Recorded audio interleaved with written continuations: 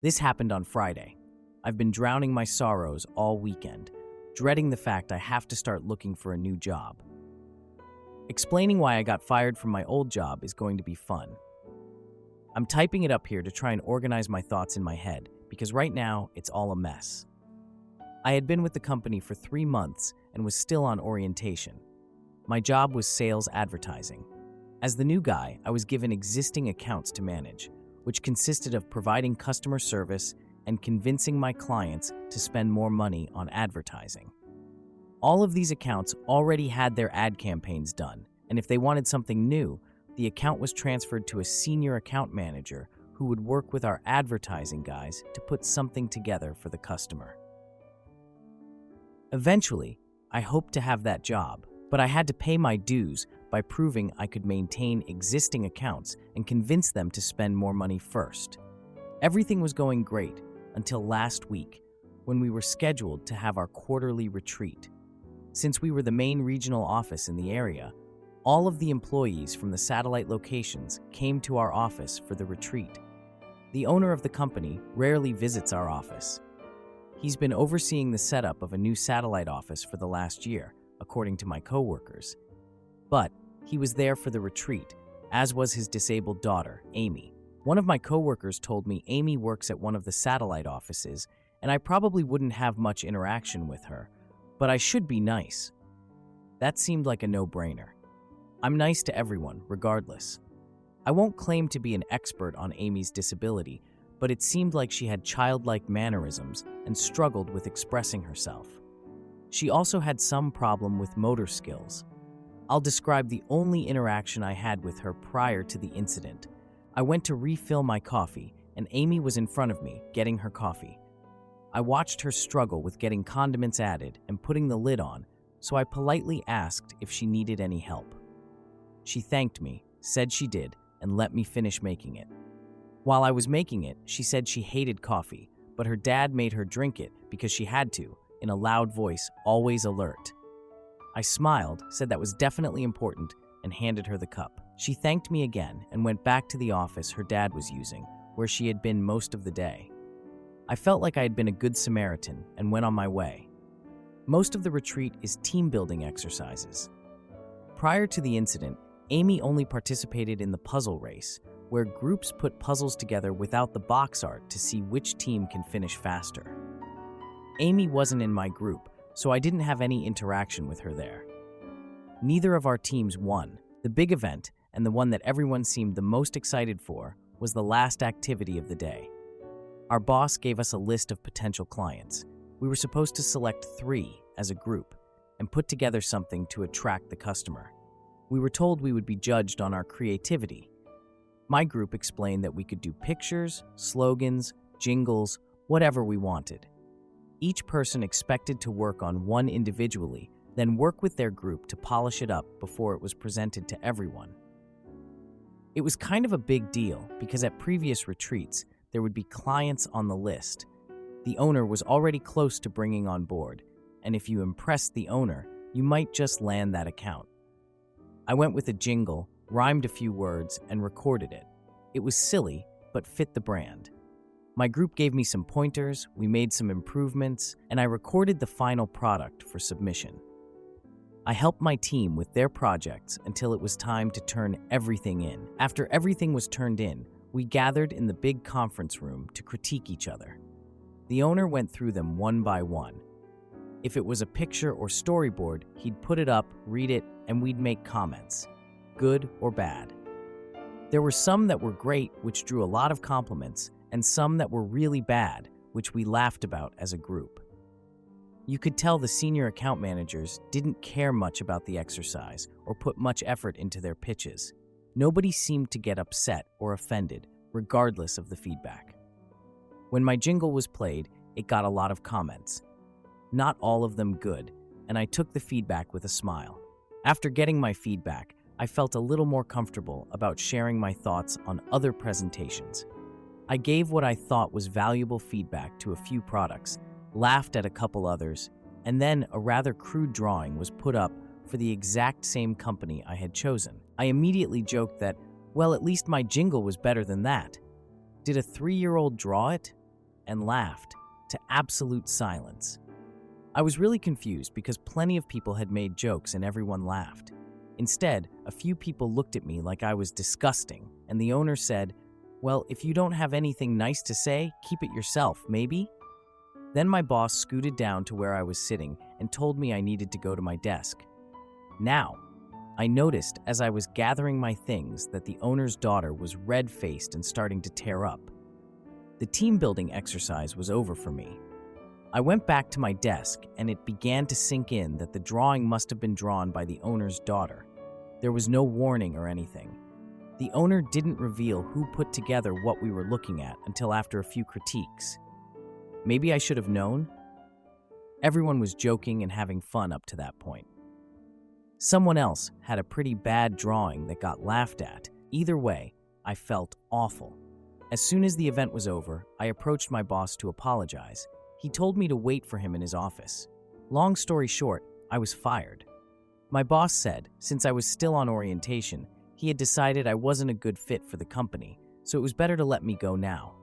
He didn't outright say I was being fired for making fun of her drawing, but that's literally the only thing that I've ever gotten in trouble for. My work, up until that point, had been praised. I didn't get much time to process it because my boss had already called security, who showed up fairly quickly and escorted me to my desk to gather my things before escorting me out of the building. An hour later, I got a call from one of my former teammates who asked if I wanted to join the team for a drink one last time. They needed it after the retreat and felt bad that they didn't warn me. I wasn't feeling up for it, but I wanted to try and make sense of the whole situation. So I went to the bar. In the back of my mind, I was thinking that since I'm about to start looking for a new job, a few references from former coworkers wouldn't be bad, since I definitely won't be getting one from my boss or the owner of the company after everything that happened. The team explained that Amy comes to all of these retreats, and she always does some crude drawing like that. Everyone just sort of knows to say nice things about it and move on. One of my teammates said that once you've seen one of her drawings, you know what to look for. Well, I didn't, and nobody warned me. I started to get pretty upset that this was a known thing and everyone knew but me. But what could I do? I had already messed up and it cost me my job. The team also shared more about Amy. Apparently, she works at one of the satellite offices, but doesn't really do anything. The people in charge of the office try to come up with stuff for her to do because she gets upset when she's bored. The team said the way the people who worked there described it, they were basically her babysitter, so she wouldn't bother her dad all day when he spent most of his time there. And after he moved on to establish the new satellite office, he didn't take Amy with him because she liked all the friends she had at that office.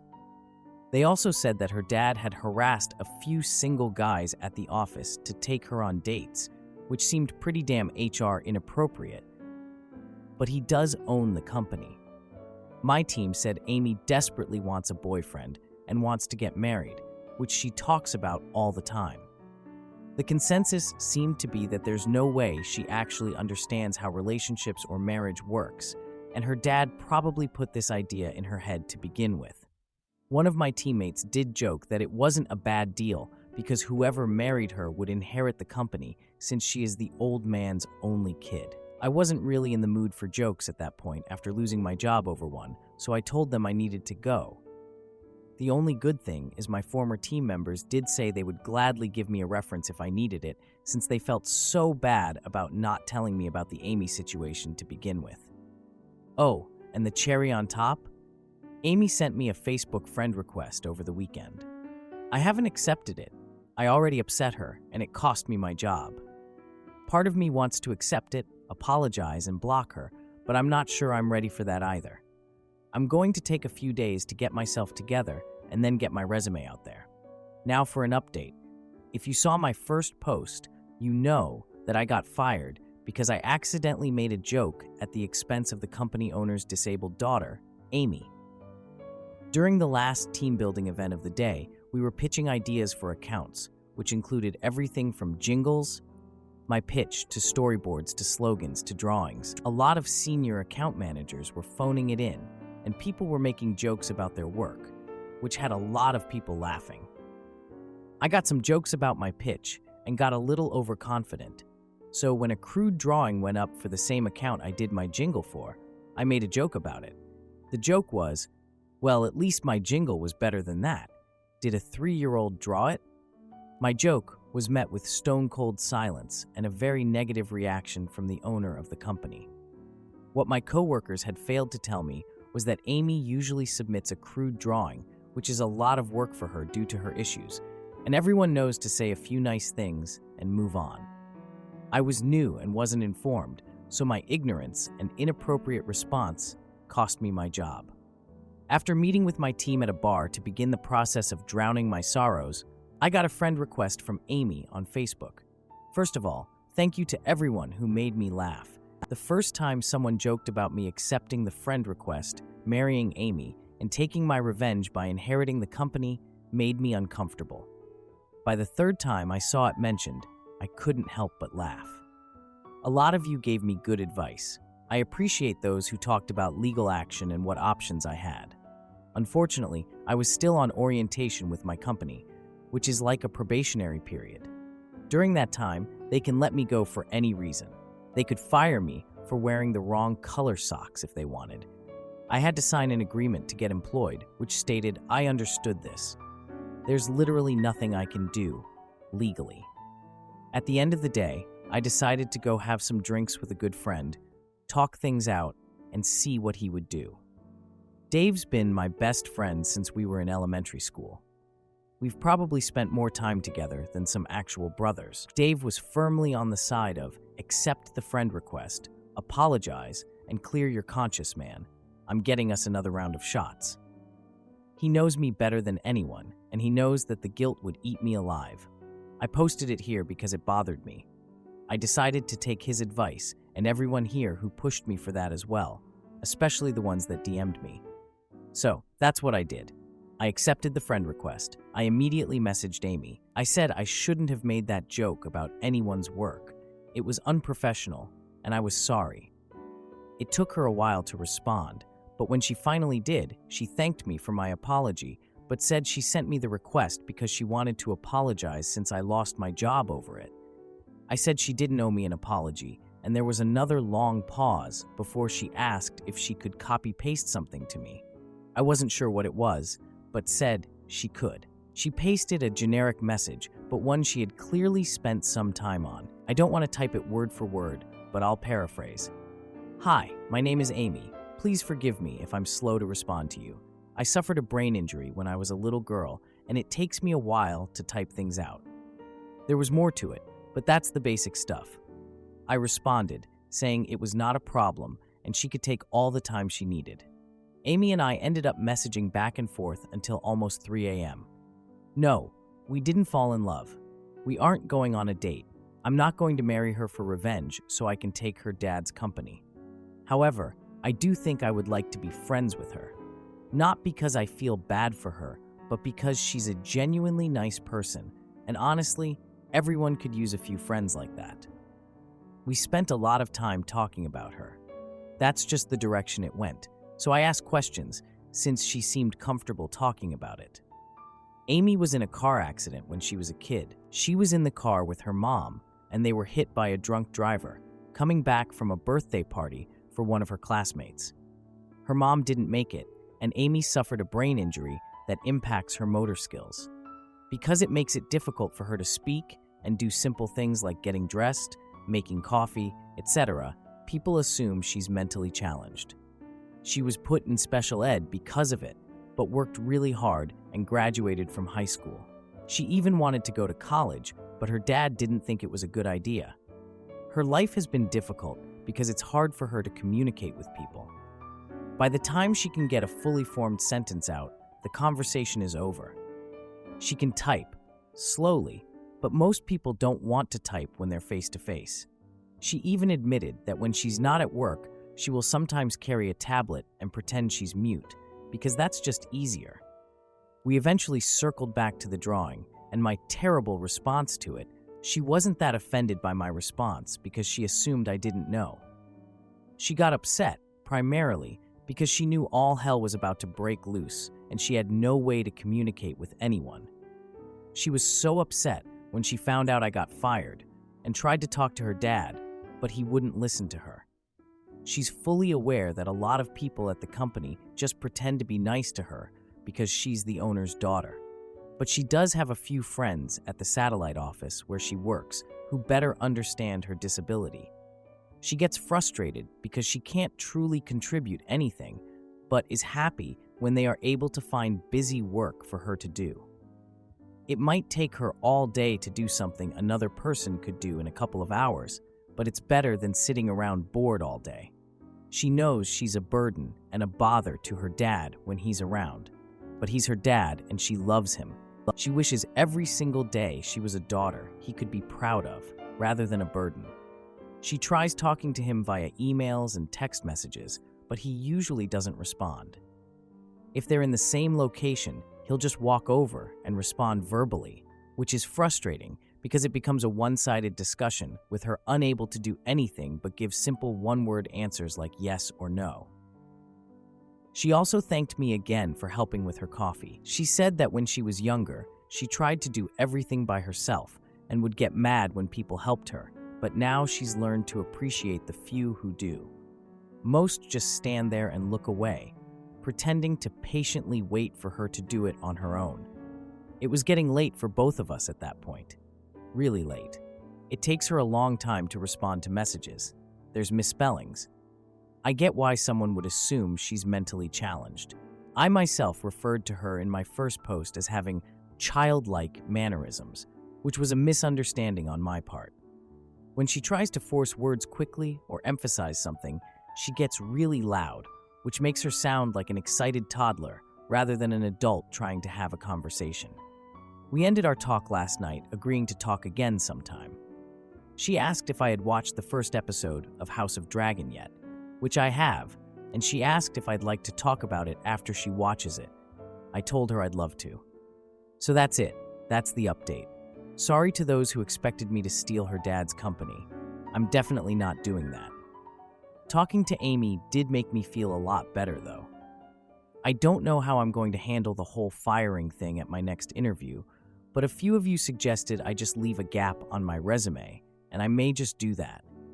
I doubt there will be any future updates, but at least this has a happier ending than my first post. Now for a few important comments. Comments suggest OP to tell in interviews that he was on a probation period and wasn't taken on instead of being fired. OP mentions in comments that Amy sent him some promising jobs he can apply to. Am I the idiot for seeking intimacy outside my marriage after my wife told me to get it elsewhere? A few months ago, I posted for relationship advice on another sub. Basically, my wife has decided unilaterally that we are done having intimacy. She found out that she cannot have kids due to a choice she made before we met. And kids, apparently, are the only reason she was willing to have intimacy. I love my wife, and I enjoy being intimate with her, but it was making our marriage untenable after 2 years of this. So I posted for advice. I got a lot of great support and suggestions about how to talk to my wife. I tried a lot of it. I started going for counseling for myself as well. But no matter how I approached her about our situation, she would not try and see it from my point of view. Every discussion would end with her crying and screaming in my face that I am trying to emotionally manipulate her. I then wrote her a letter outlining my feelings and asking her to come with me for counseling, to seek it for herself, perhaps to go see a doctor. I was kind and loving in the letter. The last thing I wanted to do was set her off. I worked on the wording with my counselor to make sure I wasn't saying anything aggressive that could be misinterpreted. She read the letter. Then she scrawled across it with her red Sharpie, "Go get it elsewhere because you are not getting it from me." Then she walked out. I sat there for about an hour doing nothing. Then I told myself that was what I was going to do. We are both fairly successful in our jobs. I'm not super attractive, but I'm fit and a good talker. It took a while, but I met someone. We started out as just friends, but it became physical. I made sure she knew I was married. She is not interested in a relationship, so I guess I am a safe option for her. My wife found out because I did not try and hide it. She was crying when I got home one night. When I came in, she asked if I was going to leave her. I said no. She asked if I was cheating on her, and I said I was getting intimacy elsewhere. She said that was cheating, and I did not disagree. I asked her what she wanted to do. She said I had to stop. I asked her if we were going to start having intimacy. She said I was an irrational jerk if I thought that she would have intimacy with me after I cheated. I went to my desk and pulled out a photocopy of the letter I wrote with her answer in it. I went to have a shower and go to my room to sleep. When I woke up, she was sitting on the couch waiting to talk. She said that she reread the letter and that she realized she had not before. She assumed it was just a letter begging for intimacy. She said she would go for counseling alone and with me. All I had to do was stop having intimacy elsewhere. I said I would be willing to pause my friendship until we saw a counselor, and that if I saw progress in our relationship, I would break it off. She said she would not agree to counseling without me leaving the other woman. It almost turned into a fight, so I just went for my run. Before I left, I asked her what would compel her to go to counseling if I stopped having intimacy elsewhere. When I got back, she still did not have an answer. She couldn't even say that our relationship was worth saving. I don't want a divorce, but I am willing to leave over this. I am 28. I'm not going the rest of my life without intimacy. She refuses to see my side. Now for a few important comments. Commenter: the fact that you made a photocopy of the letter tells me you already know this train is headed for Divorce Town. Oh, I am prepared for that eventuality. Has she ever explained why she doesn't want intimacy? Is she part of some fundamentalist religion or something? Or does it hurt? She really wants children. Can't have them. No point to intimacy in her eyes. Question: why is she so intimacy adverse? Have you talked about this and why she can't enjoy a normal intimacy relationship with her husband? I wouldn't say you cheated in this scenario because her choice of words led to this, as did her refusal to read your letter or take your emotions into consideration. I wouldn't be caught dead with a woman like your wife. OP: we had a great intimacy life until we started trying for children. Then she found out she cannot. Now she doesn't see the point of intimacy. Please get a divorce. She needs therapy, and you need to understand cheating on her is not excusable either. Two people just hurting each other, intentionally. That's so damn sad. She literally told me to get it elsewhere. Literally, not figuratively. Like in her own words written down. Commenter: a photocopy of the letter. I thought I might need the original in case of divorce. I love her, but I'm not stupid. You just want to argue semantics. Do what you want. You're looking for validation, not advice. You can't claim to love or respect your wife and then cheat on her. Okay, I will be more clear. Prior to her diagnosis, we would occasionally invite other women into our relationship. The reason that forsaking all others was not included was intentional because we did not want to break our vows. Info: do you blame her for being infertile? When she found out she couldn't have children, what was her reaction other than no longer wanting intimacy? How did you emotionally support her? Do you think she feels at fault for her infertility? Has there been an attempt at therapy or medication following finding out she was infertile? I do not blame her for being sterile. Her choices lead to that, but it is just a horrible outcome I wouldn't wish on anyone. Anger. She was really angry when she found out, mostly at herself, some at her old partners, mostly herself. I was there for her. When she was angry and there was nothing I could do for her, I sought out counseling for myself so I could learn how to be there for her no matter what. She feels she deserves to be infertile to make up for her prior choices. I told her that no one deserves what happened to her body. I believe I may have mentioned that she will not seek counseling. My brother and his ex-wife divorced for a lot of reasons, but one of which was his ex came out as asexual. He was lucky to have intimacy a few times a year, more when they were trying to get pregnant. He's now got an awesome girlfriend he's crazy about, and she's crazy about him. Told me how wonderful it is to feel desired. My wife is not asexual. She is bi. Info: I want to know exactly what your reaction was when you found out that she can't get pregnant and why. What did you say to her? What were your exact words? Willing to bet that'll have the answer for why she cut off intimacy. I held her while she cried. We went home and cried together. Then we both took a week of PTO. We stayed home and I cooked for her while she lay in bed. I told her that we would be okay and that we had lots of different ways of starting a family. I told her that I was okay with just her for the rest of my life, if that is what she wanted too. I did tell that I was sad that we would not be having a biological child, but that it was not the end-all and be-all of my life. It is how she refers to her past. She says that she made a lot of stupid decisions when she was young. I knew about her past when we started dating, and I accepted it as part of who she is. We did not know until 2 years ago that her prior decisions had some fantastically shitty consequences for us. I have never referred to her decisions as stupid when talking to her. Now for a few comments. Yes, you are the jerk.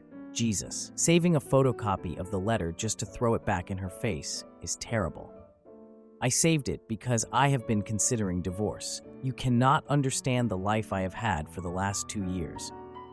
I was depressed and thought about ending myself. I hate that there is nothing I can do for her, and she won't look elsewhere for help. I told my wife that I broke off my relationship with the woman I was having intimacy with. I did this because she said she would not agree to go to counseling unless I did so. She refused to go for counseling after I told her I broke off my relationship with my friend. She said I was her husband and that I didn't have the right to her body or to get intimacy elsewhere. Since I lied as a test, I think you can guess I knew she was lying. We are getting divorced. She deserves to be happy with someone who is okay with no intimacy in the marriage, and I deserve a life. I have moved out and am moving forward with my life. Thanks for all your advice. Am I the idiot for laughing at my aunt's sarcastic comment about my dad's depressed mistress? Sorry for the long title. I really had no idea what title put to explain the situation. My first language is Spanish. Long story short, 2 years ago, my father left my mother to go with his mistress, whom I will call Anna. My mother never had any idea about the infidelity. Anna knew that my father was married. She even went to the house with him to take his things. One day, he simply told my mother that he is no longer in love with her and wants to be happy with Anna. I was there when everything happened. Anna was depressed. She has many scars on her legs and arms. I don't go to my father's house. It makes me uncomfortable to be around them for obvious reasons. Anna is overly nice, and it's really uncomfortable. A few days ago, it was my grandfather's birthday, and the whole family was together, including Anna. I have an aunt who suffers from depression and other more heavy things like schizophrenia. She has tried to hurt herself many times. At one point in the night, there were only my father, my aunt, Anna, another aunt, and I in the living room. For some reason, my aunt and Anna were talking about some serious things, and at one point, Anna began to say that depression made her do many things trying to feel fulfilled, that she could only overcome depression when she met my father, and he saved her. That meeting him was the key to overcome her depression, and now she's finally happy thanks to him. I know about that because Anna often tried to bond with me by telling me how much she suffered in her life and how my father saved her. She has always justified herself that she was depressed and was in a hard place in her life before my father saved her. It always makes me feel uncomfortable, and I don't feel empathy for her, no matter how sweet she is. Talking about how many times you try to unalive yourself in front of my 8-year-old sister is not something normal. Anna has always tried to paint her relationship with my father as a fairy tale that began in a different way, but that she doesn't regret anything because her world is perfect now. At that moment, my aunt said something like, "I tried to save myself by going to a psychologist, not by jumping on the weenie of a married man." And then she began to say that depression made her want to jump off a bridge, but not ruin a family. I just laughed. It was funny. My aunt may have her mind elsewhere all day, but it was crazy to see her make such a sly comment. But when my father was taking me home, Anna was crying, and he scolded me for laughing at what my aunt said, saying that no one knows everything that Anna suffered. I didn't apologize, but now I think, was I really wrong to laugh? From my point of view, my aunt was right. Now for a few important comments. A commenter said, Laughter would seem inappropriate given what your aunt said. You are not required to apologize to Anna, but it is true, you do not know what she has endured, and if she was worse off than your mother. With that said, your dad would be the one at fault in this mess. OP replied, both are to blame, morally above all. She still chose to sleep with my father, knowing he was married. She could have left him, but she didn't. Another commenter added, not the idiot. Your aunt was 100% right, and pretty much any person on the planet would have laughed. You should have asked them if they have any clue how much their selfish choices caused you and your mom to suffer. OP responded, honestly, in the past I've argued with them about it, but Aina always cries, and my father says it's cruel to tell her that. At this point, I prefer to ignore them. Now for the update. Hello, some things happened over the weekend. My aunt came home. I live with my mother and told my mom what happened. My sister is an 8-year-old girl, and she really hates Anna. Anna once tried to get along with my sister and told her about the times she wanted to commit unalived and how my dad saved her. After that, my sister came home asking my mother if she had ever thought about committing unalived. That's not a question an 8-year-old girl should ask, and my sister even asked me questions about unalived after that. I don't really know what else exactly Aina said to her, but it definitely affected her as a little girl. It's not even something you should talk about with a girl of that age. My mother was furious, and since that day she forbids my father to have my younger sister near Anna, as she considers her a dangerous and unstable person around children. Since that day, things have been really tense between my father and my mother. My little sister doesn't want to visit our father, so she is fine with this. My aunt told my mother that Anna talked about it again, but this time in front of me. Apparently, my father and Anna were totally forbidden to talk about these things in front of me too. I'm not a little kid, but apparently that was the arrangement my mother made with my father when she set boundaries for them. My aunt told her what happened that day, and I confessed to my mother that Anna and my father talk a lot about those unalived attempts in front of me, which is something I should have talked about before. But at that moment, I didn't want problems and decided to just ignore them. I told my mom that for that reason I am not going to my father's house anymore, and my mother got very upset with him. The next day, she went to talk to my father. I don't know what they talked about. She just came back saying that Anna can't get close to us anymore. She told me that she can't forbid me from being near my father, and that's my decision. But Anna is extremely forbidden to set foot in the same place where I and my sister are. My paternal grandparents agreed, and my aunts too. They knew about the situation with my younger sister. I haven't spoken to my father, but my cousin told me that my father argued with my grandfather. He often says that Anna is a good person and we don't understand the pain she suffered. So I guess he's upset with all of us now for our great lack of empathy, as he always says. I don't know. At least now I won't see them for a while. It was a boring update, but that's what happened. Haha. Info. My father is only 3 years older than Anna. She's not much younger than him or anything like that. From what Anna told me, she always tells it. They met at work. She called my father every time she tried to commit unalived, and so he began to help her. Anna used to go to the psychologist, but said that she decided to leave it because that did not help her.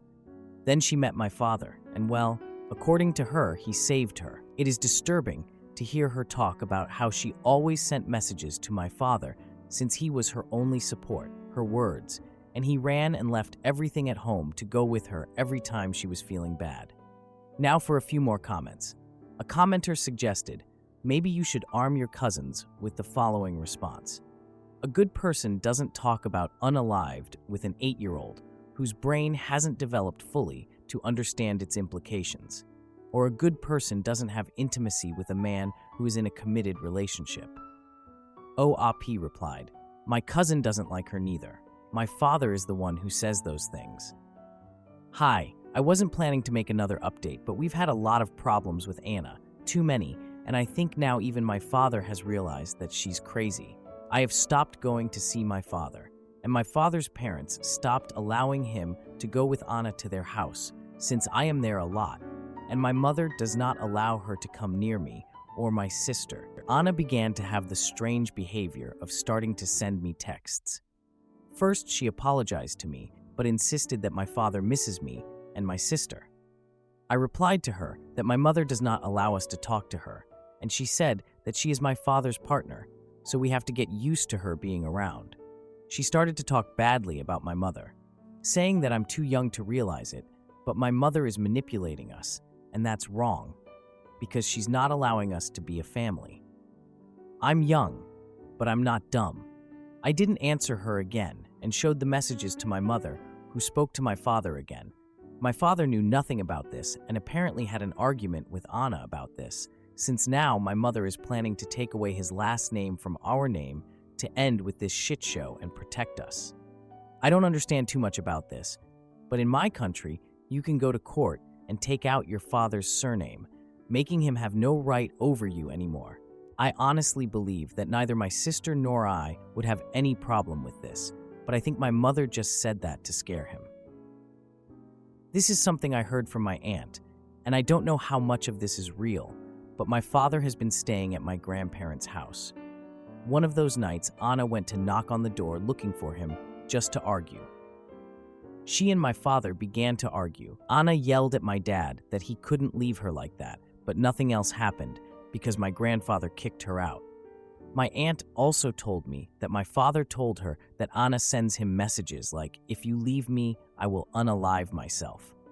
You can't leave me, so my father is afraid of leaving her and afraid of her. Less than 2 days ago, I found out that my father had to leave work quickly because she sent him goodbye messages. Nothing happened to her. She just cut her arms as always. My aunt said that this is something that Anna has always done. Even when the affair started, she sent him messages saying that she was about to commit unalived so that my father would go to her. This is something that Anna also told me, but in a more romantic way. It always scared me. I have no contact with my father, and I avoid him when he's on Grandpa's house. But as far as my aunt has told me, he doesn't know what to do since he misses us, but is afraid to leave her and that she will unalive herself. I feel bad for thinking this, but I'm really relieved to be hearing all this from afar. I'm so thankful that my mom forbade us to see her before all this happens. And honestly, this is his karma, so I'm not going to get into this.